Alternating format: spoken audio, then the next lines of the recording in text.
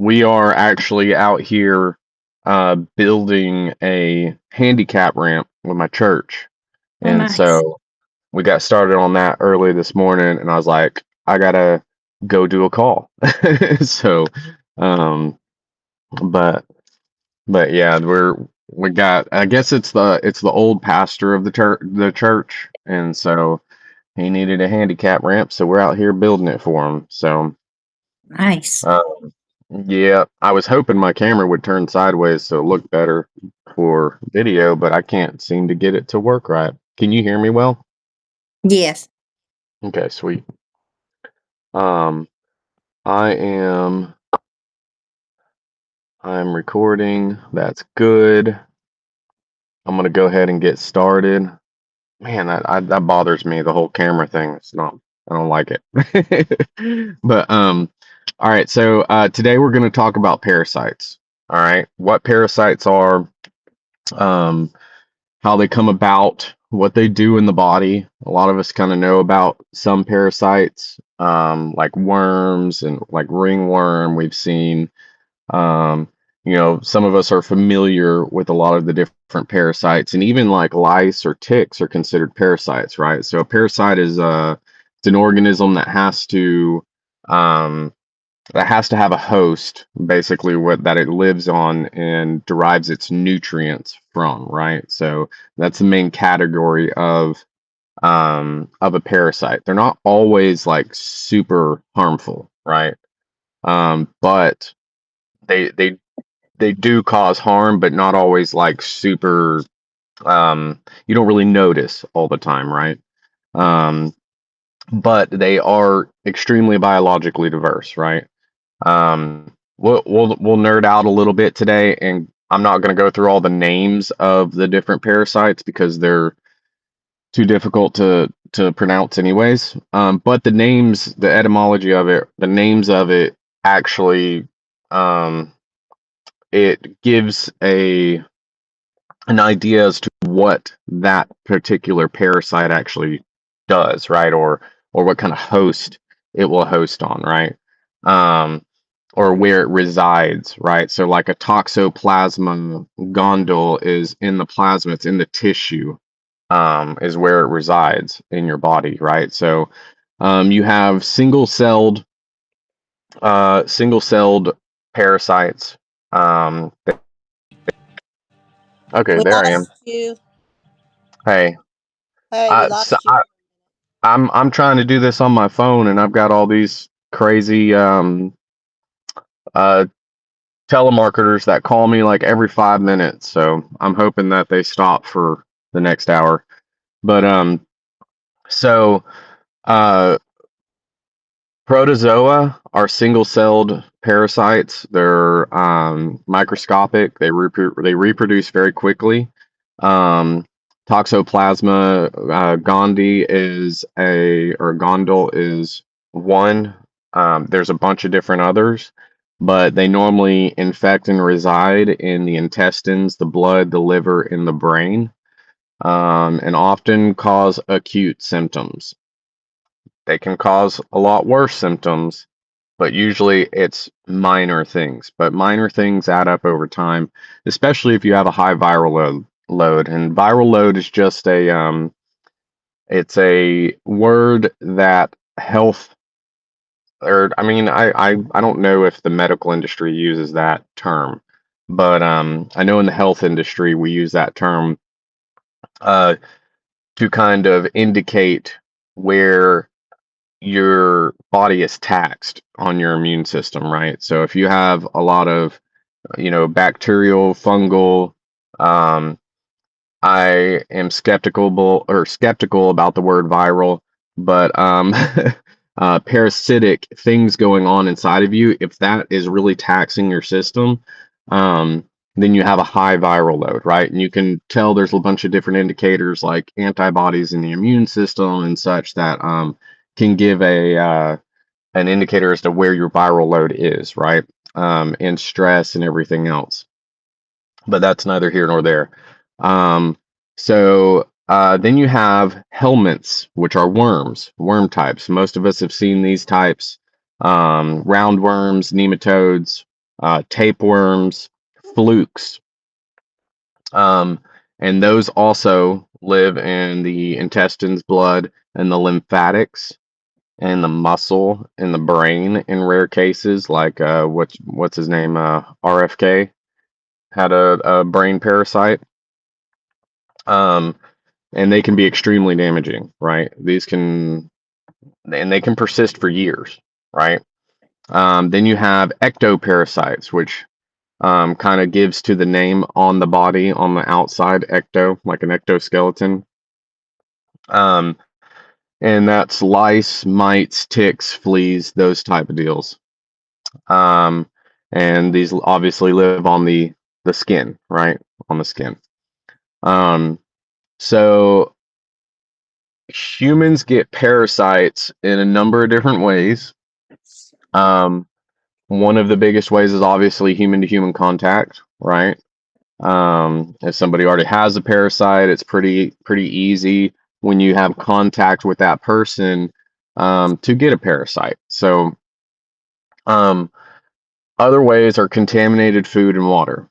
So basically, what that means is untreated water. They say untreated water, but just unclean water, right? Normally, with parasites, there has to be some sort of feces involved. As disgusting as that is, that's where you get a lot of these parasites, right? Is from feces um, being contaminated in your stuff. Now, also raw or undercooked meat, right? So they love raw meat. They will eat. Um, un, they say unwashed produce will have parasites and or could possibly have parasites on it, but honestly, it's just unclean. It's different when you are growing organically and doing things like that. There are beneficial soil organisms that you want to get off of those organic vegetables that you don't want to just wash away or, you know, uh, throw anti-parasitic stuff on your food and then deal with the chemicals or whatnot. Um, so just unclean produce, stuff that is in like fresh manure, right? So you don't take dog doo doo and go throw it on your garden because there's parasites in it, right? There are clean manures and clean compost after it's been composted that you throw on your garden. You don't just take a big old cow patty, fresh cow patty, and put it on your garden, right? There's processes to go about that, and so that's why normally you'll hear unwashed produce, or but you don't have to wash produce. Rinsing produce is fine with just cold water. You don't have to use any soaps or detergents or anything like that chemically. You can use vinegar or things like that, but I want to clarify that because people will say, "Oh, it's all over you get it from your vegetables if you don't wash it with chemicals and blah blah blah." That's not true. As long as the practices of gardening are done well, and people aren't just throwing cat manure and dog poop on their garden, then it's fine. Um, there's a process of composting those sort of things, right? Poor sanitation. So one of the biggest turns of our century, of the last century, was the idea of proper sanitation, right? This has been a practice for thousands of years, but it's usually amongst the elites, people who have the ability to wash and not sanitize, but cleanliness, right? I do not agree with sanitization. I agree with cleanliness because sanitization breeds all sorts of issues. Um, but cleanliness is extremely important. Um, Doctors and the medical industry will appropriate cleanliness uh, to pharmaceutical drugs and medications in the medical field, um, allowing people to live longer, right, and healthier and better quality of lives. When in all reality, it coincides more with the washing of hands practices, showers, and stuff like that, which really came about in the 1920s. People started having readily, access to showers and bathing and stuff like that on a regular basis. Before that, it wasn't really something that people got to do often, right? And if they did it often, they usually had a lot of money. And so that actually lends more to people having better quality of lives without getting parasitic infections and bacterial infections and stuff like that. But the medical industry all day long will equate it to their success and antibiotics and everything else. And it's like, no, not really. From the 1920s to the 1950s, there was a huge uprise in getting showers and baths in a house and water in a house and everything like that. That really lended to the cleanliness of a person and their ability to overcome those things much easier. Um, so I hear that all day long, but it's not true. Uh, and let's see. So soil contact. So some parasites come from soil contact. Um, and not like people shouldn't be afraid of walking around barefoot outside and stuff like that. That's totally okay. Like I said, usually it's in the presence of fecal matter. If you're walking around and you step in dog poop or even human poop, or whatever fecal matter from pets normally, um, you will you have the chance or the risk of getting a parasite from that skin contact, right?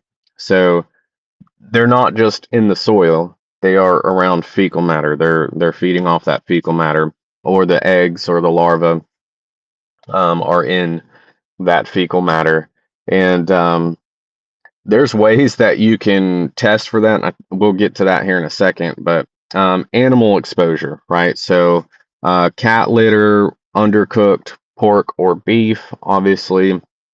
Now, there's ways that you can eat those things raw or cured with salt because that does kill pretty much everything. Salt does. Um, and so, you know, undercooked, it's just prepared properly, really, is what, because people will say undercooked. And I'm making sure that you guys hear these different terms because I don't want people to be misinformed. Like avoid all raw this or undercook this or whatever. No, it's just prepared properly, right? Um, Things are prepared a particular way for a reason, and it's to help us, reduce our exposure to these things. Farm exposure, it really just has to do with manure. Like I said, if you got a parasite, you probably came in contact with some fecal matter. I know that's disgusting, but it's true. And wild game, right? Still, it usually has to do with wild game, usually has to do with people hunting and then processing it in blood to blood contact sort of thing. Like they're processing, they cut themselves and they have blood to blood contact, which can um, have some issues and transmitting parasites. Insects, so like mosquitoes transmitting malaria, right? Um, so that is one way that you can get parasites. Um, Ticks also, there's some really weird things that ticks can carry and actually transmit to you, like Lyme's disease, which is a bacterial deal, and then you have there's what is it? I forget what it is, but there's one, and I don't think it's Lyme's disease, but there's one that you can get from ticks that'll actually make you allergic to meat, red meat, from what I've heard, um, which is really interesting. There's a lot around that, um, that I've seen that it may be biologically engineered, but that's for another talk. um, but human to human and poor hygiene is also, and contaminated surfaces can, um, you know, they it is possible to get things like pinworms and things like that from that, but normally it has to do with fecal matter. Um, Now, what do parasites do in your body? So one of the biggest issues about parasites is they don't always just damage tissue, right? One of the biggest issues is that they steal nutrients, um, which is one of the, I mean, one of the biggest issues with our health now today is our lack of nutrients already in our food. And then you have a parasite that is stealing those nutrients even further. You have extremely malnourished, nutrient deficient people that cannot produce any energy, can't fire neurotransmitters correctly. Um, so you have a lot of different issues that stem from this. It triggers immune responses, right? So you have um, issues fighting anything else. And parasites, if you don't know, they're extremely good at hiding from the immune system, right? And they do this in a number of different ways. But uh, they can cause anemia, right? So they can disrupt that ability for oxygen uptake. Um, they can alter the gut lining, so especially worms and stuff in the gut can really mess up your gut. And I just finished the gut course. It's really really good. And at the end of the course, there's a whole workbook that you can actually follow and write in and do everything like that. Um, it's really, really awesome. But if you go through that course, you'll be able to, um, you'll learn some things about the gut that are really, really cool. If you have a damaged gut lining, you can repair it fully. So even like IBS, stuff like that, can be repaired. And hop on over on that and check all that out. It's really cool. But and they disrupt the microbiome, right? So bacteria, the good bacteria in your gut, um, that is 80% of your immune system, 70 to 80% of your immune system that produce neurotransmitters and neurotransmitter precursors like L-DOPA and serotonin, like happy chemicals. If you get your gut right, if you get the parasites out, get your gut right, you tend to your anxiety and depression tend to go away completely. We have an entire population out here right now that is way overstressed and has extreme anxiety or extreme depression. If they were to get their guts right, I would not put it past pretty much 90% of them being completely healed of their anxiety or depression without any drugs. Um, Super super important, and it's important to get yourself out of your sympathetic nervous system, right? So there's a lot more on the sympathetic nervous system in the vagus nerve in the gut course. I'm not going to get into that now, but um and they so they can actually modulate your immune signaling, right? So they can block immune signaling so that they aren't attacked themselves. But what that does is it stops your immune system from attacking other things, which is really important, right? So they actually can um, modulate your immune system in its action. This is really important to get them out. There's a lot of things that can pop up as a result of your immune system not working correctly, and you think it's one thing. The doctors think it's this other thing, right? And they're giving you this prescription drug to fight this symptom because they think it's this, but in all reality, it's a parasite that's just controlling your immune system and your body not being able to deal with the other things that are going on in your body. It's pretty wild.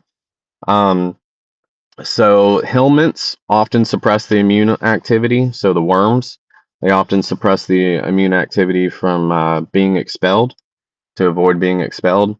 And protozoa, which is like the single-celled organisms, they often provoke inflammation, which will damage tissue directly, right?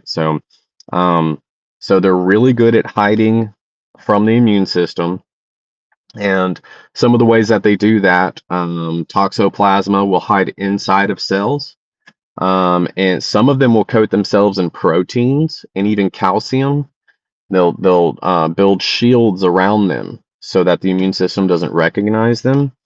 They're super clever, right? Super clever little parasites. They release anti-inflammatory molecules as well, which is pretty wild, right? So they'll release anti-inflammatory molecules that will reduce the inflammation in the area, which will ward off the immune system from that particular area and be like, no, there's nothing really going on here, which is it's pretty wild. So they can control that cytokine signaling, right? It's pretty cool. So are parasites common in the U.S.? Yes and no, right? So a lot of different ones are common in the US, but usually they reside in warmer climates, right? They go up into the north and stuff, and different ones reside in colder climates and stuff. But a lot of times it's in the warmer climates where they thrive. Here in the south, we are considered a warmer climate, whether it feels like it or not on some days. It's considered a warmer climate.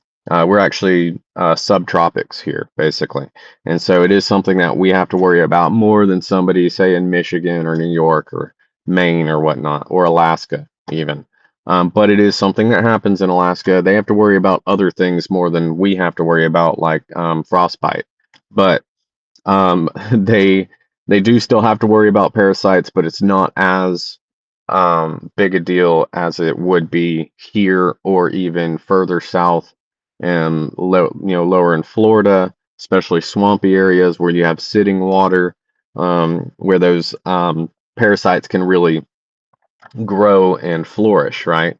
So in the U.S., we have pinworms, we have Giardia, which is from still water, and then you have toxoplasma exposure, which are those single-celled, and some some of it comes in from traveling, right?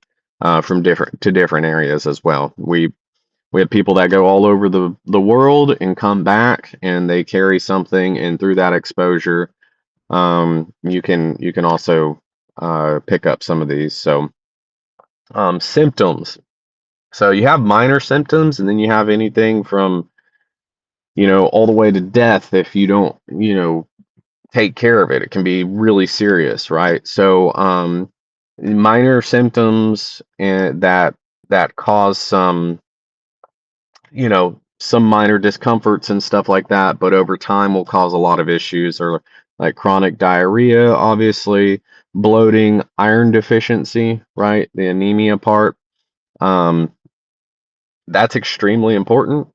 That can really cause some issues over time. And from what I've done in my research and helping people with migraines and headaches, iron deficiency is usually one of the biggest issues. And iron deficiency is more prevalent in women, which is why women normally have migraines more often. It's something that if you have migraines often, you need to look into. Jennifer, she, which if for those of you watching on a recording, everybody here knows who that is, but for those of you watching on a recording, that's my wife. And she had migraines for years. I mean, ridiculous migraines.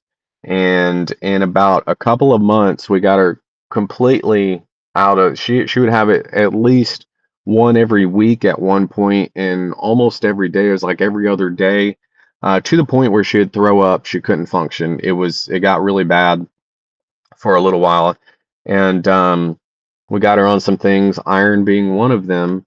And within a couple of weeks, she didn't have any migraines, and she didn't have them for like 7 months.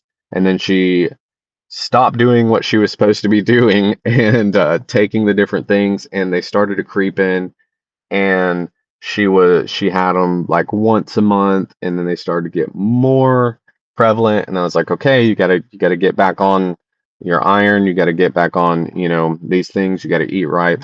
And now she has one every once in a while, but it's more of like an inflammatory reaction rather than something that's just common, right? Because she's malnourished. So Migraines are something that can go away without medication. Um, and I'm not a doctor. I can't cure anything. Let me just throw that disclaimer out there real quick before I get canceled. But iron deficiency is really key, and having iron is really key, especially for women. And parasites could be the reason that you are anemic. Um, Fatigue, obviously, brain fog is a really big issue. Skin itching, especially for roundworms, stuff like that, ringworms, and stuff like that. Unexplained eosinophilia, right, which is a blood marker. It's a white blood cell, and it's just raised white blood cell count. So that's like an inflammatory response happening there. And all sorts of different nutrient deficiencies can be associated with parasites. Um, so you can have IBS-like symptoms, malabsorption, abdominal pain, those sort of issues with parasites, right? The doctor may tell you that you have IBS. In all reality, you just have a parasite infestation that you need to deal with. That is a very real thing that happens with a lot of IBS people, and they deal with it for years um, before they're able to expel that. I know this because some people take ivermectin and their IBS goes away. And ivermectin is extremely awesome anti.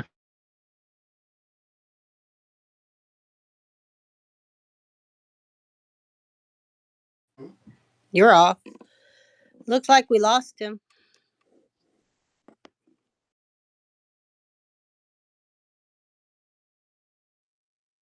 Do we leave too and wait for him to come back? I'm not sure. I'm not sure. Oh, there he is. You back?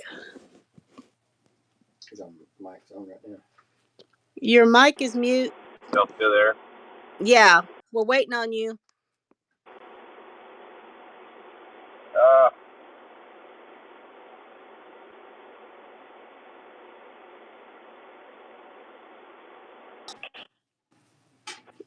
Are you back?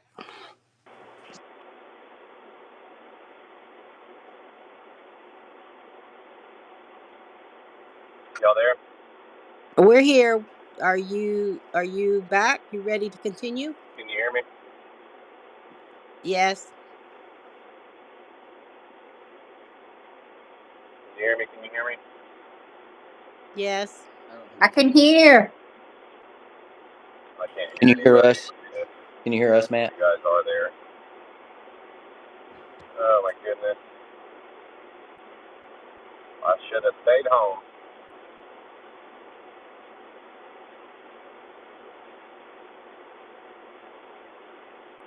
Get this working. Y'all there? Yes, we're here. Can you hear us? We can hear you. Because my truck is on.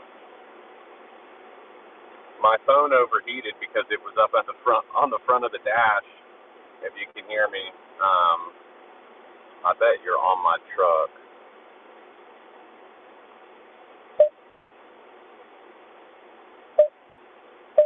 So let me,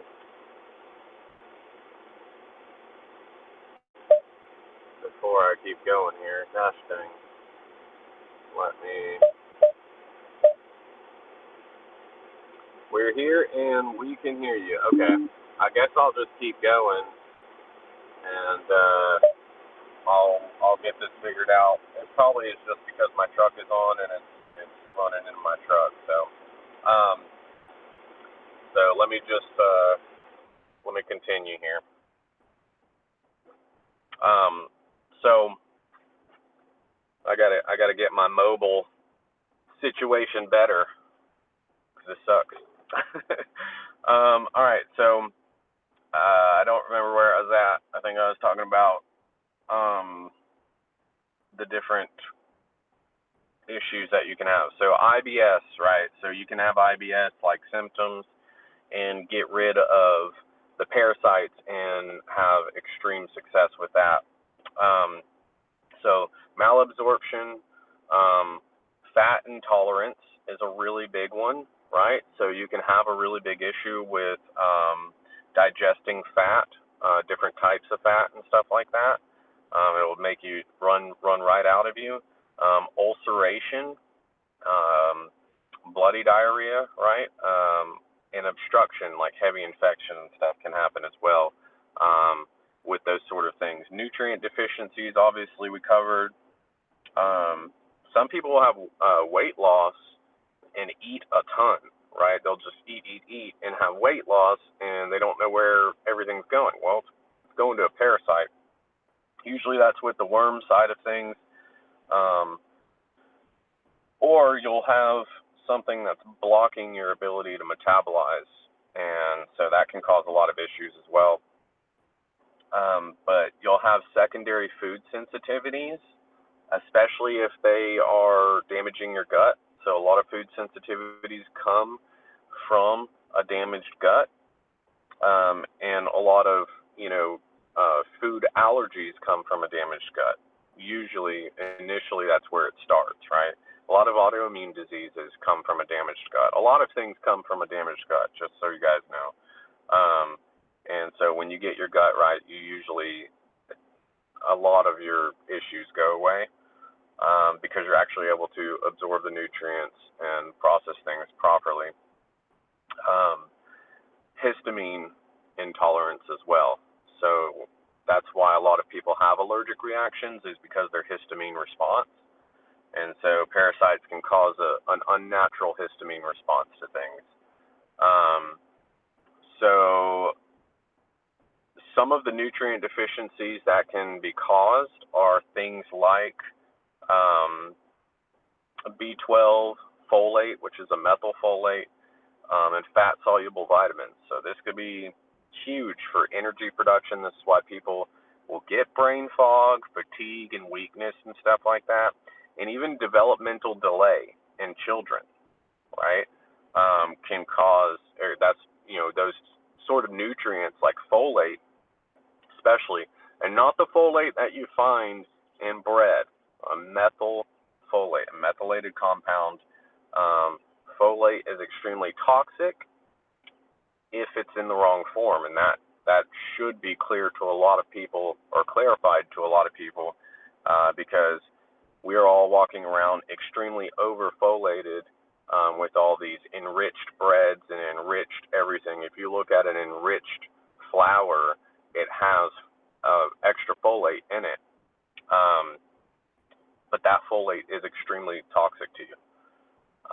So neurological conditions can happen from this: seizures, headaches, behavioral changes, and cognitive changes, even. So there's some serious issues that can happen from parasites: chronic cough, wheezing, and even pneumonia, right? Can happen from this. So you can have organ damage, right? So this is where we really start getting serious about this stuff. Organ damage, liver fibrosis, hypertension, and chronic inflammation around the different areas. And then you can even have bile issues with parasites, right? Releasing of bile. Parasites can control those sort of things. Intense itching and rashes, different skin conditions are part of that. And then immune dysregulation, which we talked about a little bit. But you can have that chronic low-grade inflammation, but then you can have certain thyroid hormone dominance in your immune system. So, and autoimmune tendencies. So with autoimmune diseases, parasites can be more of like a trigger to trigger autoimmune diseases, and less of like it is the autoimmune disease. So it's not like if you get rid of the parasite, your immune system's all of a sudden going to be great if you have an autoimmune issue. But it can trigger those genes that you already are predisposed to that will ramp up or ramp down your immune production or immune breakage. There's a few different genes in there that will do that.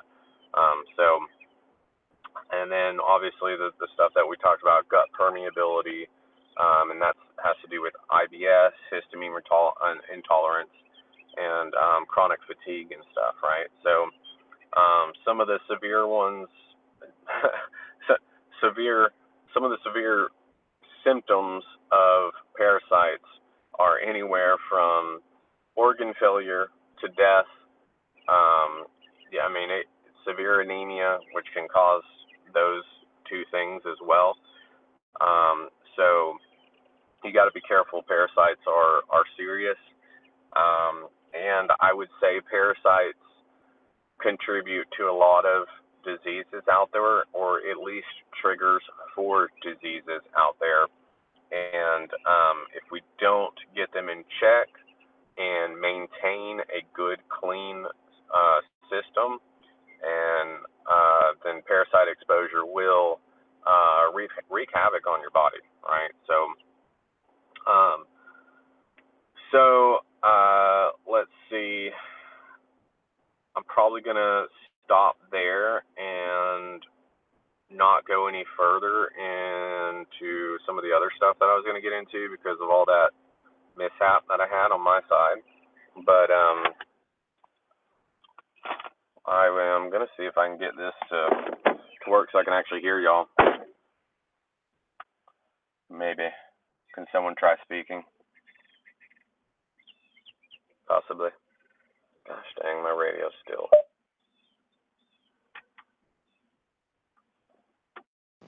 Guys, we're back to my phone. Y'all there? We're Lane's here. here. You talking? Do you hear us? Hello, hello. Hello.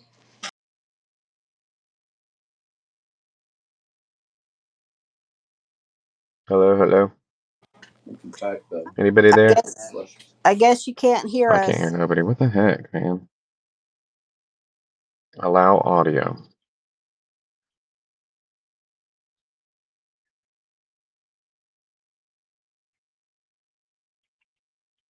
I can't get this to give me nothing on audio. Okay, well, let me, I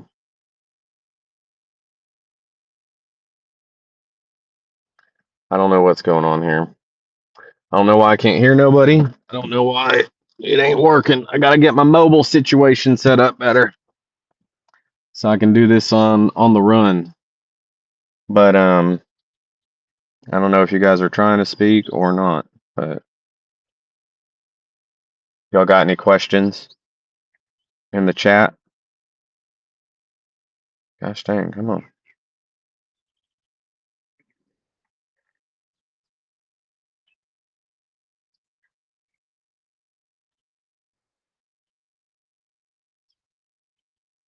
Hello, hello.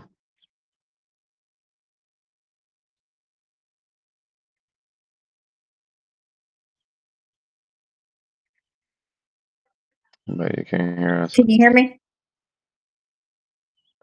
I don't know what's going on, man. This sucks. All right. Settings. Can you hear me now? Can you hear me now? Yeah.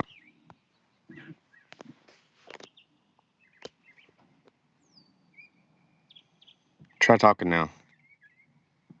Yeah, I know it's on my end. That's why I'm changing stuff. Hello. Hello. Yeah, I don't hear anything. I don't know what happened when my phone went out there. It just completely messed everything up. I don't know if my phone's just not working or what, but I guess we're just gonna have to end it there. Hold on. Let me try jumping out and jumping back in real quick.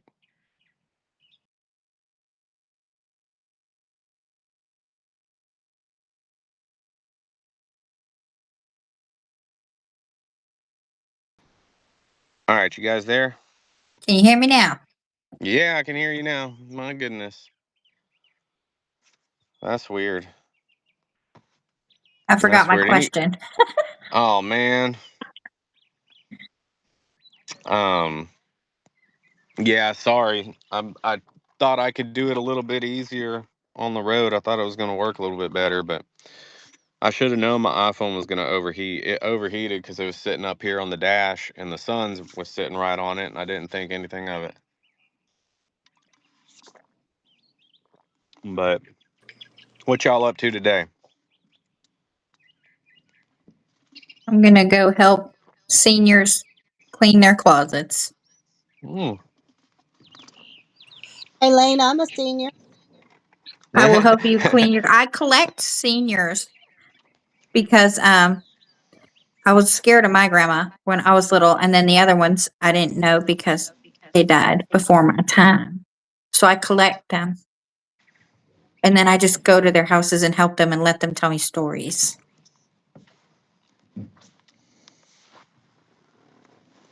Oh,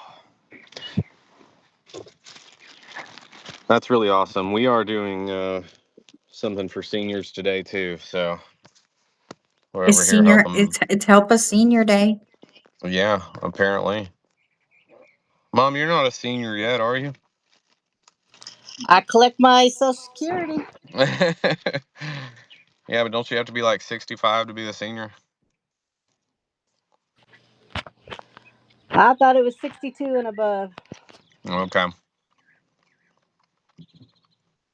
But if it's 65, that's fine with me. Your dad's closer than I am.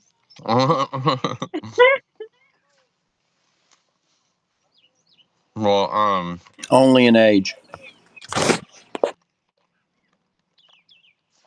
do you remember your question, Lane? I don't. And it was when you were talking about the folate. I'm Yeah. just not sure what my question was. I could always type it in the Yeah. later thingamajigger. Where we type everything.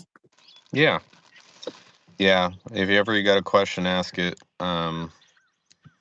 You can get a methylated form of folate, um, and you can get bread and flour that doesn't have extra folate in it, but it causes a lot of issues neurologically that people aren't aware of. Okay, Can that might have answered my question. I was like, is it good or is it bad? So methylfolate is good. It's a methylated form. Folate is toxic, and I forget exactly. Um,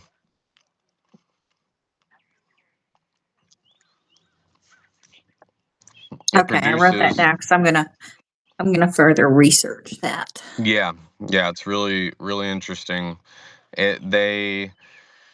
They took the folate out of wheat, and they stripped wheat basically down to nothing, basically just down to the carbohydrate and just a flour, and then they enrich it with synthetic um, minerals and stuff like that. Um, and it gives it a better shelf life when you do it that way, when you separate it and then put stuff back into it. That's why So, better. Oh, go ahead. Sorry. no, go ahead. What? I was just going to say that's why if you're overseas, it's their bread tastes better and it's fresher and whatnot because they don't do that to their wheat.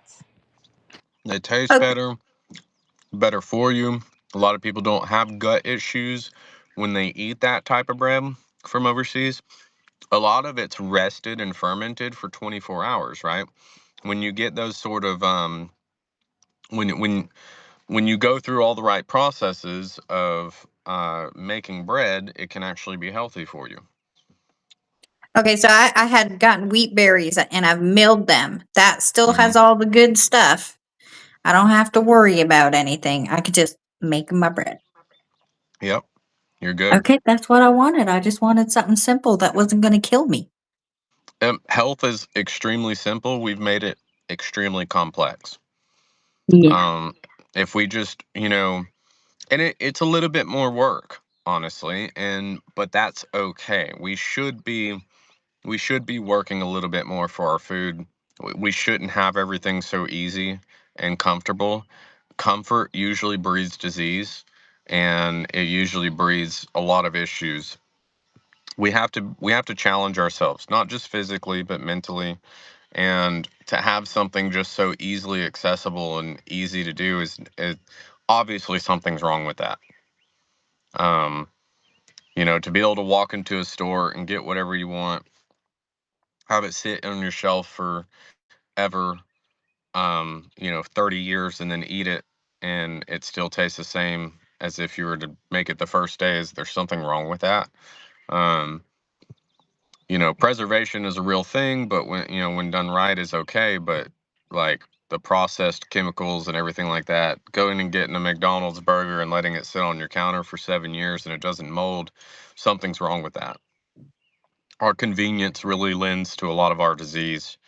And so I think it's important that we actually go through these processes of getting more involved with our food,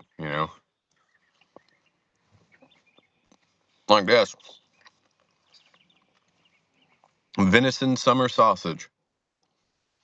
So good. It's a clean calorie. There's nothing bad in it.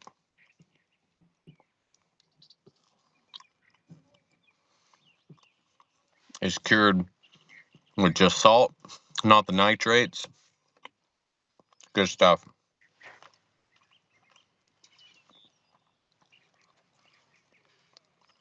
But you can make it convenient. You just have to put the work in. You have to prepare. I think preparation is key. And if you're not prepared, skip a meal. It's okay. It's actually extremely important. You have to let your gut rest. You have to let your body rest. We're not meant to eat 24/7. We're not meant to snack. This is my meal, right? I probably won't eat till dinner. But um, a lot of people are like, oh, that's crazy. I could never skip a meal, or I need snacks or whatever. And you only need that because you're feeding parasites. Um, two, because you don't have metabolic control over your body. And that's a really serious issue. It can lend to all sorts of diseases, chronic issues, inflammation. If you can't go without a meal, there you have some serious problems going on. It should be a normal thing that you're able to do in the story. And it should be something that you practice every day and often. It's how we're designed. God designed us a very particular way. If we get off of that design, if we like to be gluttonous, if we like to do things outside of that design that he created, we end up with a lot of bad things. It's the same in our lives with everything else pretty much. If we like to sin, we like to do those things, it ends up in destruction for us. So I'm not saying that we're going to be perfect, but we should at least try, at least do our best with where we're at. That's why if you read my book in the chapter progressive health, that's what it's about. It's about always progressing towards better, just looking for better and trying to do the best you can. It starts off at the standard American diet, and it goes all the way to growing your own food and harvesting from the wild in that chapter. And what you learn from each of those, um, it's really important, I think. I don't know if any of you all have gotten that far in the book, but have you gotten through the book, Lane? I didn't hear you. I was walking too loud. I was asking if you got through the book yet. The You only wrote one, right? Yeah. Okay, yeah. So I was talking about the progressive health part of always looking forward to doing better. And because that chapter starts off with the standard American diet and goes all the way to harvesting your own food from the wild and growing your own food, and the different lessons that you learn from each one of them. But we shouldn't be just caught up in convenience. We really need to learn from our food and what it does for our body. I think we're designed a particular way, and we should follow that design.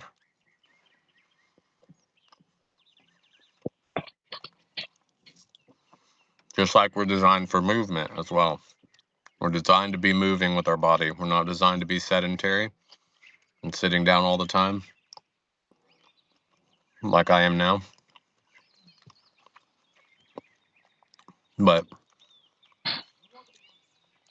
Being a woman who's had a full knee replacement understands the movement part, because you know, that's something that if I don't get up and move every day or every 30 minutes or something, my knee gets stiff, and it's mhm, like it's got to be oiled. Your knee joint, your joints as they move get oiled, and you that's get how fluid you, movement.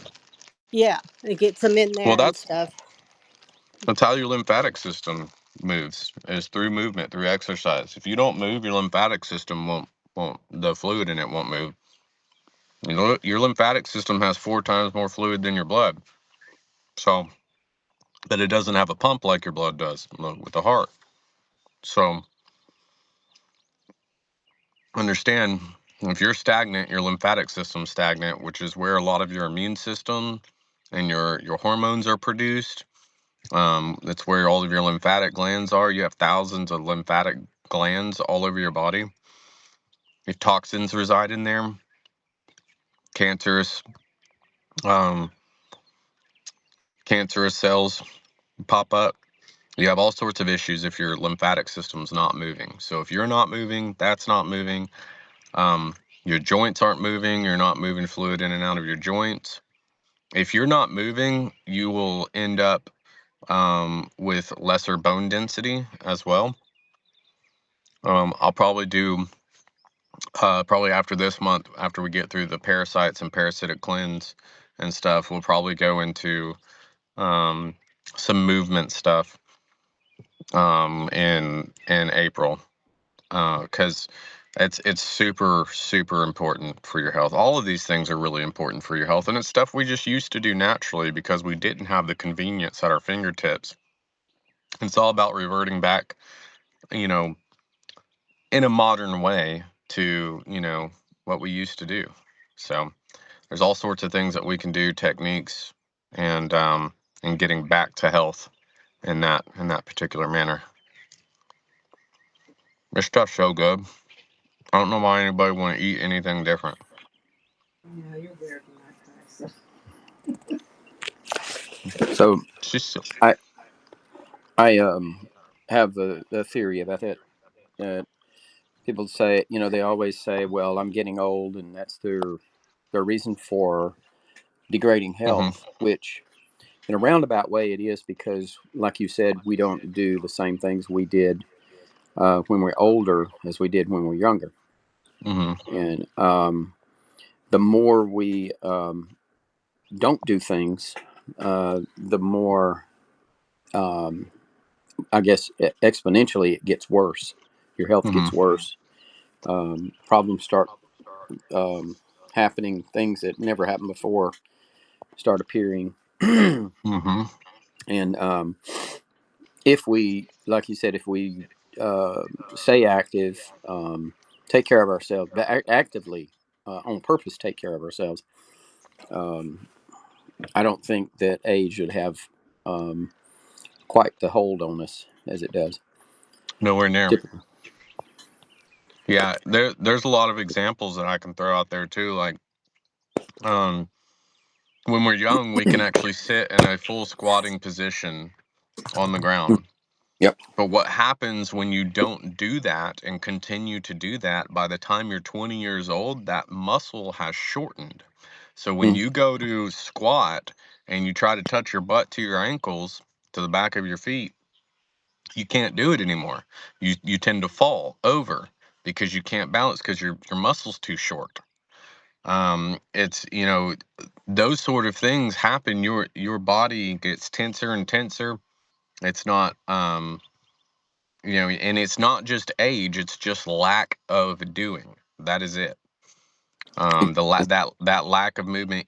And I understand injuries can put a really big halt on things, but after an injury, you should always, um, and you don't have to push, but you should always look to engage back into the movement role. That's why, a lot of my injuries, like, my knee and my shoulder and everything else, my ankles, and I've had a bunch of different things, but and my feet. But I've like a lot of my injuries are, a lot easier for me to deal with versus, some other people that have very similar issues. Like I can name one right now, my brother. He's he won't listen, but he's getting better. He's getting better, but he continually has that issue, whereas I'm like over here doing one-legged squats on my knee. Um, so there's a difference if you don't push to move the correct way and stuff, and really focus on that, then you're going to lose it, and it's going to cause more issues later on, and you will age faster because you don't move. But God designed within us an extremely resilient body. We're able to reverse a lot of things.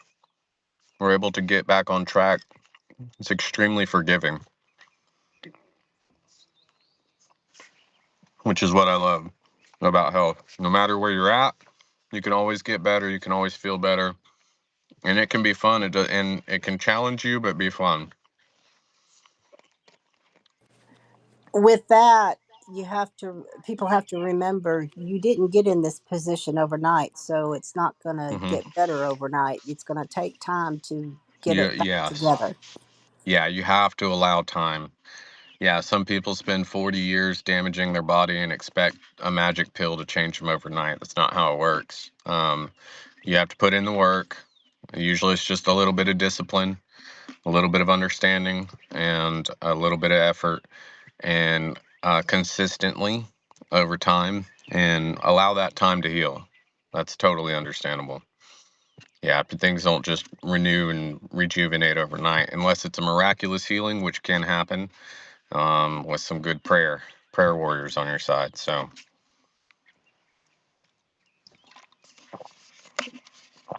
but yep, you got to allow time to heal for sure. For sure. Any more questions we got? Next week we're gonna. What's that? No, sorry, just an observation. I also believe that on the other side of that, that there is a lot of contributing factors to older age ailments and diseases, as so-called diseases, in that we a lot of those things I believe come from childhood vaccines and Yeah. the things that we put into our bodies earlier on. I've heard, and I can't remember the exact one that they use, but there is a dormant cancer that is put into one of the vaccines that stays there for a long period of time and then all of a sudden Hmm. shows up. Yeah. Yeah, but if your body's functioning extremely high, it'll recognize it and it'll get rid of it super quick, right? Mhm. So we just have a whole body that is so suppressed and so malnourished that it doesn't matter. I mean, a fly could land on you and you have a disease, a couple days later. Like people are so easily overtaken by, just simple things nowadays, and it's wild. It's pretty wild. Um, we just lack the nutrition and immune system and functionality to deal with simple things like that. Even something that's bioengineered um, should not really be an issue for us to deal with. So yeah, even vaccines, even heavy metals, obviously they'll cause damage and stuff, but a lot of that damage can be reversed. But yeah, reducing our toxic load everywhere else will significantly improve those results too.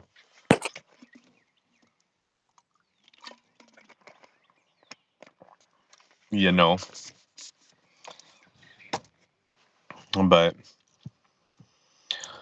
well, I'm gonna jump off of here. I hope that it turns out good on the recording and it's not too crazy, and I can actually. I'm hoping that it works. Right. You should be able So to edit it if you need to. yeah, I mean, I try to do it without all the editing because it's really, really painstaking to go through and edit it all. But usually it's just raw video. Yeah. But we'll see. All right. But all right, well, love y'all. I Yeah. will see you next week. I'll enter you into the drawing next week. We're gonna go over I believe we're gonna go over wormwood next week. I've got it set up. I don't remember which one, but I think it's wormwood next week we're gonna talk about. So and the Sounds, anti-parasitic action of it. yeah, that'd be awesome. Thank you. All right. Love Yeah. you. Love y'all. Bye. Talk to you later.